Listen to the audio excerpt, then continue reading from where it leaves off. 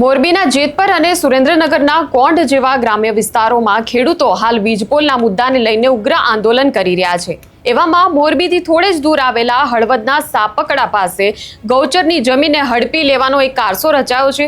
કોણ આ ગૌચરની જમીન પર નજર બગાડી રહ્યું છે? ખાણ ખનીજ વિભાગ શા માટે કોઈ કાર્યવાહી નથી કરી રહ્યું તેની વાત કરીશું આ વિડીયોમાં। નમસ્કાર, નિર્ભય ન્યૂઝમાં આપની સાથે હું મયુરી। તો જે રીતે જેતપરનો વીજપોલનો મુદ્દો હાલ ચર્ચામાં છે, ત્યારે જેતપરથી થોડા જ દૂર આ હળવદના સાપકડા પાસે એક ઢવાણા કરીને ગામ આવેલું છે। આ ગામ પર ગૌચરની એક કિંમતી જમીન આવેલી છે અને આ જમીન ઉપર લીઝની મંજૂરી આપી દેવામાં આવી છે, જેને લઈને ત્યાંના ખેડૂતો એ વિરોધ પર ઉતર્યા છે। સતત ખાણ ખનીજ વિભાગ પાસે કાર્યવાહી કરવાની માંગ કરી રહ્યા છે।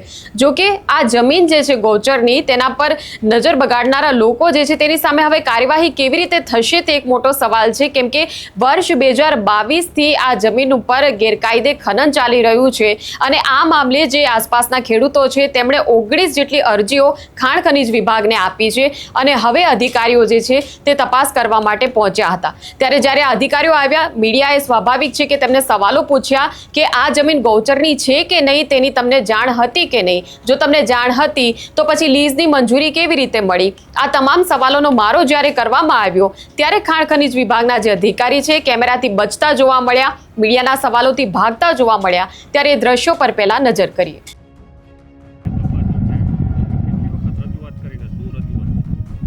ખાણ ખનીજવાળા આવે આપણને ખબર ન હોય, કોઈ નોટિસ આપવામાં આવતી નથી, આપણને કંઈ ખબર ન હોય। આ તો અહીંયા વાડીએ હોય તો આ બધી ગાડીઓ જોવું એટલે અહીંયા આવું એટલે રજૂઆત કરું કે ભાઈ આ તો ગૌચરની જમીન છે ને આમાં તમે લીઝ ના લઈ શકો, એવી રજૂઆત હું કરું એમ। કેટલા ટાઈમથી આ ખનન થાય અને રજૂઆત કરો શું કે નુકસાન થાય શું થાય? બ્લાસ્ટથી નુકસાન જ થાય ને। આપણું અહીંયા મકાન આવેલું છે, હોય જ છે, એટલે આનો ધક્કો તો ઘણો લાગે આમ આગે સુધી। ધરતીકંપનો આંચકો જે આવ્યો ને 2001માં, એટલો ને એટલો ધક્કો લાગે, આપણે મકાનમાં આમ થાય હમણાં પડશે, એટલે આ બધું જોખમ અમારે બધું। એટલે આપણને એ કીધું કે તમે છે ને આ નુકસાનની તૈયારી રાખજો મારી, બાકી નકર કીધું બ્લાસ્ટ ન કરતા, એવું તો મેં કીધેલું ઘણી વાર। આ ખનન થાય જગ્યા સરકારી છે કે લીઝવાળી છે?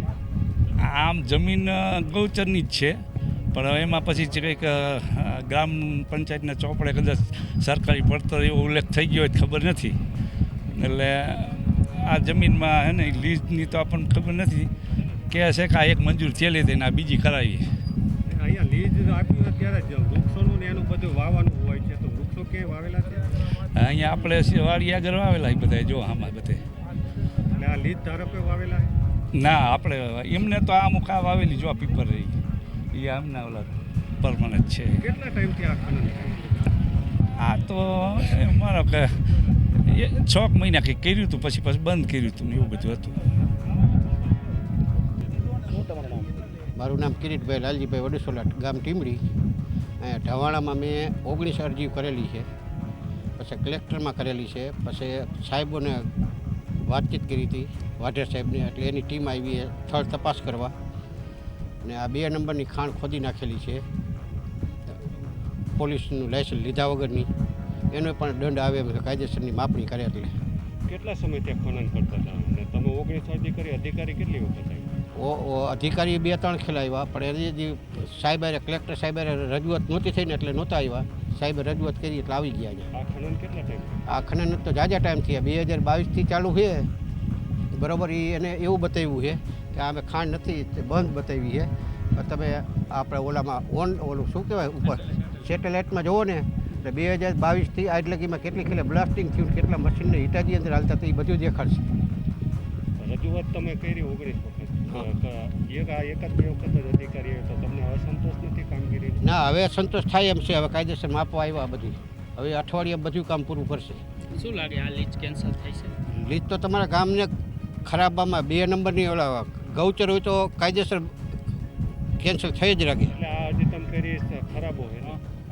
મને હકીકત ખરાબાની કે મને પંચાયતના પૈસા ઓલી માહિતી નથી મળેલી, મેં તો મારી રીતે કરી છે।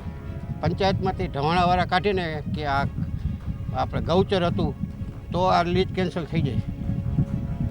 અમે તપાસ અર્થે લીઝની તપાસ અર્થે આવેલા છીએ, અને એનું ઇન્સ્પેક્શન કરેલ છે અને એનો રિપોર્ટ અમે અમારા ભૂસ્તરશાસ્ત્રીને સાદર કરશું અને આગળ જે પણ નિયમ અનુસારની કાર્યવાહી કરવાની થશે એ અમારા તરફથી કરવામાં આવશે. નહીં, એ અમને હવે તપાસ કરીને અમે આપશું. બરાબર છે, એટલે અમે બાઇટ માટે અધિકૃત નથી, તો પણ હું આપને આપી રહ્યો છું. સાહેબ લીઝના નિયમો પાડવામાં આવ્યા છે. જોઈ રહ્યા છો કે જે અધિકારી છે તે મીડિયાના પ્રશ્નોથી ભાગે છે ને એ પણ તમે જોઈ શકો છો.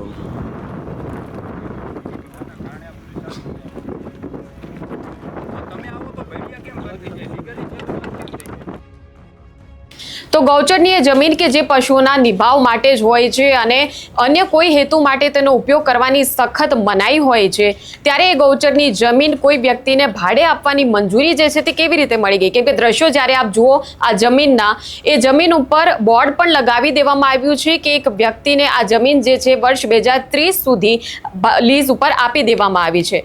ત્યારે આ સમગ્ર મામલે હવે જ્યારે ખેડૂતોએ લડત ઉપાડી ત્યારે ખાણ ખનીજ વિભાગના અધિકારીઓ જે અત્યાર સુધી કુંભકર્ણની નિદ્રામાં ઊંઘી રહ્યા હતા તે હવે સક્રિય થયા અને હવે તેઓ તપાસ કરવા માટે પહોંચ્યા છે. ત્યારે આ સમગ્ર મામલે હવે જોવાનું એ જ રહેશે કે કઈ દિશામાં કાર્યવાહી થાય છે, પ્રામાણિકપણે કાર્યવાહી થાય છે કે કેમ. કેમ કે વર્ષ 2022થી જો અત્યાર સુધી ખનન ચાલી રહ્યું તો 5 વર્ષ જેટલો તો સમયગાળો થઈ ગયો છે. અત્યાર સુધી જે ખેડૂતોની વાત સાચું માનીએ તો 3 લાખ ટન જેટલું ખનન તો ઓલરેડી થઈ ગયું છે. તો હવે આ લીઝ જે છે તે કેન્સલ કરવામાં આવે તેવી ખેડૂતો માંગ કરી રહ્યા છે. આ સમગ્ર મામલે હવે કામગીરી કેવી રીતે થાય છે તે જ જોવાનું રહેશે. ત્યારે આ મામલે તમારું શું કહેવું છે તે કમેન્ટ સેક્શનમાં અમને જણાવશો અને આ પ્રકારના વિડીયો માટે આપ જોતા રહો નિર્ભય ન્યૂઝ. અમારી ચેનલને લાઇક, શેર અને સબસ્ક્રાઇબ કરવાનું ભૂલશો નહીં. નમસ્કાર.